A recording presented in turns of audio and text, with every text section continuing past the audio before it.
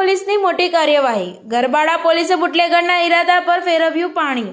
બુટલેગરીની ચાલાકી પર પોલીસ પડી ભારે। રેતીની આડમાં ટ્રેક્ટરમાં ભરીને લઈ જવાતો વિદેશી દારૂનો જથ્થો ઝડપી પાડ્યો। ગરબાડા પોલીસ મથકના પીઆઈના માર્ગદર્શન હેઠળ પોલીસે વિદેશી દારૂનો જથ્થો ઝડપી પાડ્યો। પોલીસને ચકમો આપવા માટે બુટલેગર દ્વારા રેતીની આડમાં દારૂનો જથ્થો સંતાડીને લઈ જવામાં આવતો હતો।